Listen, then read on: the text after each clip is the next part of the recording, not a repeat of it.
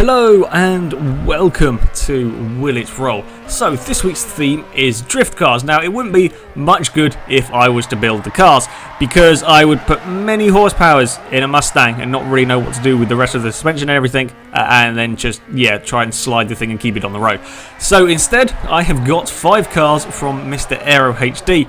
I know, and you guys know, and if you don't know, I'll put a link in the description. He can build and he can drift cars properly. So I'm using cars that are specifically designed for drifting. These have been built long before I was going to roll them, so they have been set up just for drifting. They haven't been set up to be particularly difficult for me to roll. Well, they could be difficult, I don't know yet, we'll find out. They haven't been set up to challenge me to roll them, they've been set up to drift.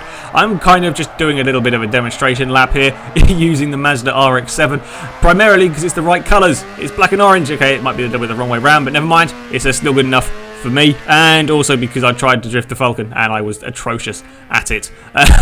So yes, confirmed final corner. It's sliding. I got a car sideways, sort of nearly. Don't lose control of it. And yay! See, I'm not fantastic at drifting. I drift like once a year. This is my annual drifting lap, and there we go. And celebratory donut. No camera. No Oh, god damn it! Just about celebratory donut in shot. And wait for it. Look at that parking. That was perfectly, totally intentional. There we go. See? I can do stuff.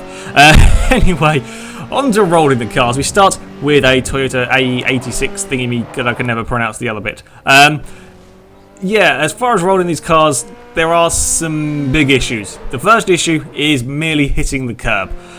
It can be quite difficult sometimes in really fast supercars because you tend to take a lot of speed. In these, it's just getting the damn things turned. They are not designed for taking corners properly. They are designed for drifting, which meant that trying to hit that curb was really difficult. However, I think it's like the second attempt with the Toyota, it was looking fairly good. It was looking like it was going to roll fairly easily, which is good to see. It's always good to see on the second attempt if the car almost falls over. But yeah, as you can see, actually just touching the curb at all was proving a little bit difficult, especially if you touch one of the curbs beforehand. You cannot sort of keep the car under control very easily. This attempt, amazingly, I managed to just about recover for the first bit, and then it so nearly rolled, and then kind of sat on its side. I don't know how I ever managed to get that thing turned to hit the curb in the first place, let alone how unlucky I am for it not to have really rolled. Now, on Will It Roll, for a roll to have counted, I say that the car has to have gone in its roof. Well, on that attempt, it sat on the top of the door sill. I don't know, you quite count it's gone in its roof. So I carried on, and I think this is the next attempt. Sure enough, there we go. Now it's on its roof and spinning around, and it's going to hide behind the tire wall. Blooming tire wall, always in the way. So yes, the first car, it only took like 5 minutes to roll. I was pretty pleased. I'm pretty confident, or I was pretty confident, that this might not take too long. And we move on next to the Ford Falcon, a proper muscle car, which I always like to see. Now, this is the most powerful car that we have here today, with 627 horsepower. It's a very high A-class car. It wasn't particularly good at turning. I fairly quickly gave up trying to go through the chicane with these cars, because they're just too hard to get it turned and carry enough speed through there. I got very lucky with the Toyota that I managed to get it to roll. This is the first couple of attempts, and I thought this might take a little bit longer. It wasn't looking very promising, as the first couple of runs it had barely lifted a wheel off the curb, and it was really tricky to get it turned. However, this is fairly shortly afterwards, and the wall almost caught it, but it's going to come down and land on its wheels, and now it's going to hide behind the tyre wall as well.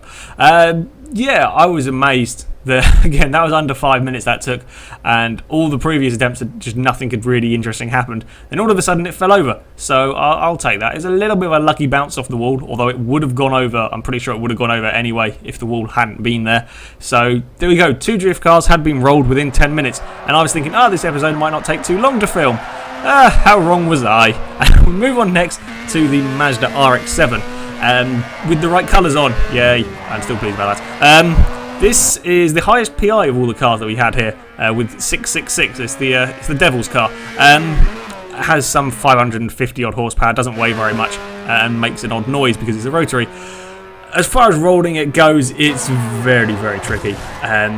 It was probably one of the harder ones to sort of drive normally, so actually trying to hit the curb was very difficult, although it is difficult with any of these cars.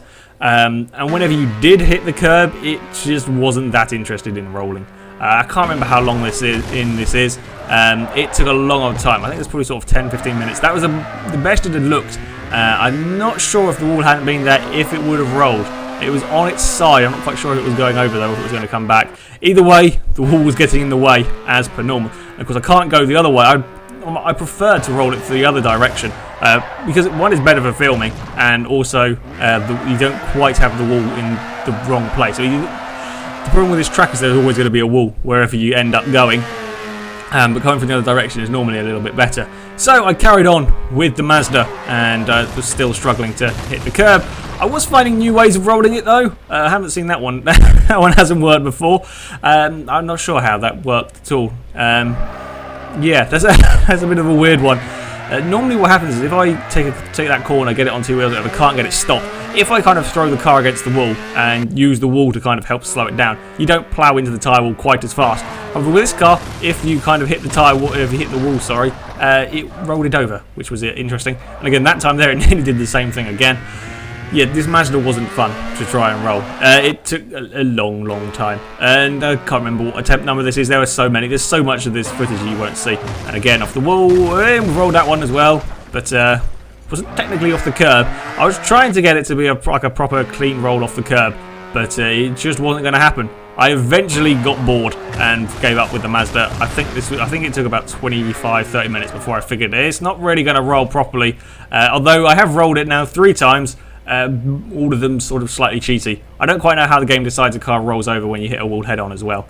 I guess the energy has to go somewhere. But yeah, okay, so the Mazda is a bit of a cheaty roll, but it did roll, so I guess I'll take it. It's kind of alright-ish.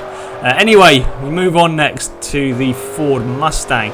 Now, if you have watched some of our earlier videos, I can't remember when it was. I'll put a link in the description. We raced some drift cars, and this is the car which I used. It's also painted like the Death Race Mustang because it's an awesome paint job. Don't worry, I didn't paint it. I found it on the storefront. I recommend you go try and find it because it's a really cool paint job. I managed to lose control of it completely as well because I'm a terrible driver. Yeah, I quite like this car. It was actually probably the most controllable of all the cars here to sort of just drive normally, which is always useful. However, it wasn't easy to roll. I don't know how the suspension works in drift cars, so I couldn't possibly tell you why they're so difficult to roll. But what I can tell you is this Mustang is very tricky.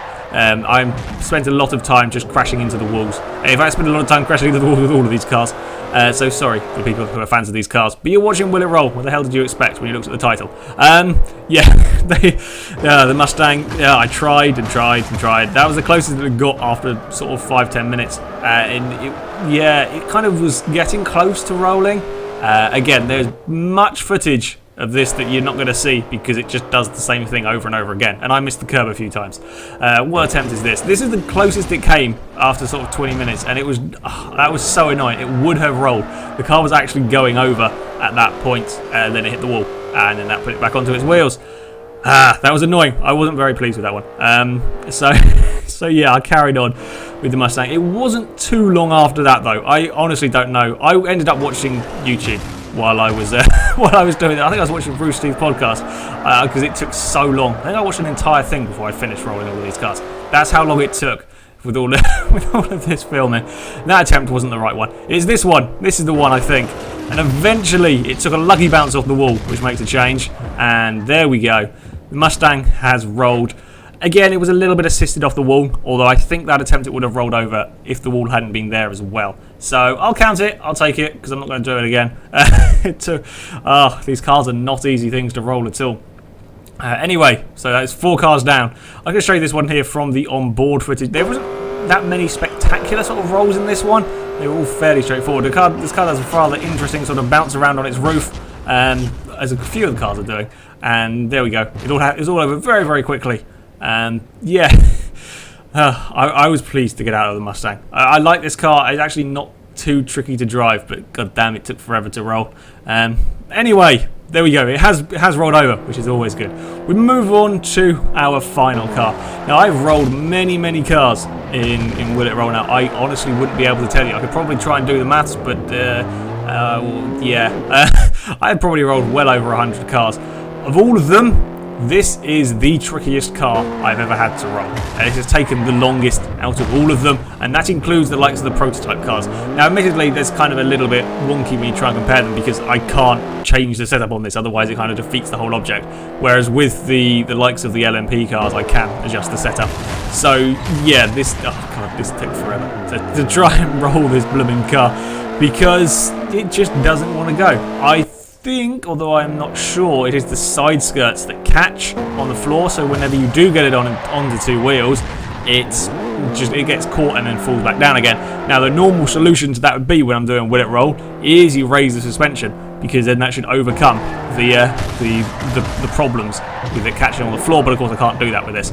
Also, as you saw in that clip there, I was having a few issues trying to keep control of the car and aim the curb. Again, there are many clips of this car just either not hitting the curb or doing exactly the same thing over and over again. I think, yeah, basically I think there's about 3 clips in a row of it doing that exact thing, just one after the other. It did exactly the same thing constantly. It would go on 2 wheels and it would get caught on the floor, and then it would crash into the wall and then spin into the tyre wall or go head on into the tyre wall. So yeah, I don't think it's ever going to roll. I think the side skirt is too low to the ground, or ride height is too low, and it's just going to do that. I think that's probably the closest I got the entire time at the sunset. I couldn't even get a lucky bounce off the wall, which is a little bit disappointing. I can't go this way really. I can't take enough speed to go that way because of the chicane. So yeah, at sunset, couldn't get it to roll, so I gave up. However, I couldn't be beaten, so I moved to Maple Valley. Now, there is another big curb here that is very easy to roll cars off of, and since you can kind of take a little bit of a different run-up, I think you can get more speed at the run-up on this one. I thought I'd give it a go. But it didn't really work. Again, I spent like another 15 minutes here, and I just couldn't get it to do anything. You saw in that first attempt, that's about as good as it got. On this attempt, I did manage to get the car to roll, but it's a little bit cheaty, as it was sideways on the grass that, that actually got it to fall over. So, yeah, there wasn't a roll off the curb for the Silvia, which is a shame. But it did roll kind of cheatily in the end. But it's going to have to do, because I gave up with this car. It's just, it just wouldn't roll at all. So there we go. That is it for this video. And now you can see me attempting. You can't actually take that curve the other way in these cars, because they just don't do it. And I love how it just vanishes out of shot. Anyway, yes, that is it for this video, guys. So thank you very much for watching. Next week's theme, I'm not sure of. I don't know what we're going to be doing next week. So if you want to leave your suggestions in the comments section, I will have a look through and I will pick my favourites. However, until then, goodbye.